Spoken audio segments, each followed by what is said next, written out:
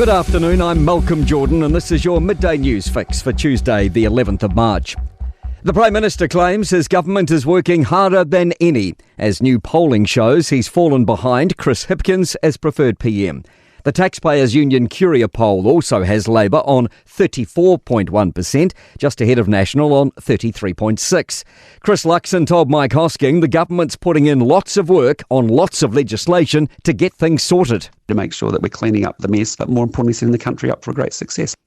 Meanwhile, Phil Goff's interim replacement as British High Commissioner has been announced. Foreign Minister Winston Peters has appointed former Foreign Affairs and Trade Secretary Chris Seed. Seed's previously served as Commissioner to Canberra and Papua New Guinea's Port Moresby. Ex-Auckland Mayor and former Labour leader Goff was sacked by Peters after questioning Donald Trump's understanding of history at an event. Prime Minister Christopher Luxon says Chris Seed is an accomplished and seasoned diplomat. That's what we need in that role. We need our diplomats to be diplomatic, and I fully support that decision. New Zealand business leaders have their eyes on one of the world's fastest growing economies. The Prime Minister's taking one of the largest ministerial delegations to India on Saturday. He's hoping to strengthen trade and security ties during talks with Prime Minister Narendra Modi. India business delegation lead Dame Therese Walsh says there's a lot of growth opportunities in India. In particular in the agri section, but even outside of that, tourism, tech, education, there's just a lot there to unveil for New Zealand. Walsh's co-leader of the business delegation is former Black Cap Ross Taylor. Concerns about the long-term economic and ecological impact of today's major collision off England's east coast. A Portuguese container ship carrying toxic sodium cyanide appears to have run into an American oil tanker carrying fuel for the US Defence Force. One person has been rushed to hospital and jet fuel is pouring into the North Sea.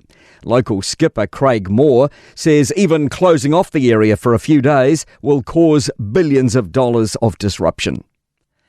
Military officials from at least 32 nations, including New Zealand, are meeting in Paris tomorrow to form a peace plan for Ukraine.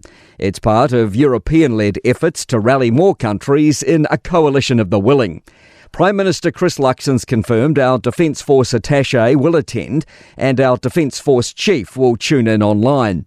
Europe correspondent Catherine Field says the aim is creating a security framework for a ceasefire. This is not going to be people talking about going to the front line. This is about guaranteeing a future peace in Ukraine once there is a ceasefire framework. The Vatican says Pope Francis is now showing a good response to his treatment for double pneumonia.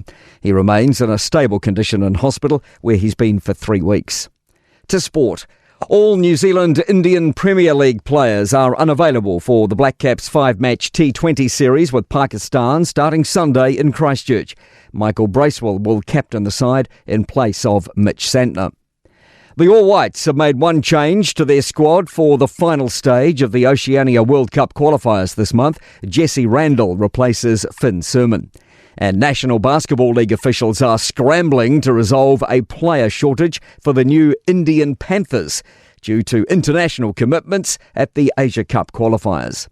I'm Malcolm Jordan. That's your latest news fix. We'll be back with the next update at 5 p.m. from the Newstalk ZB newsroom.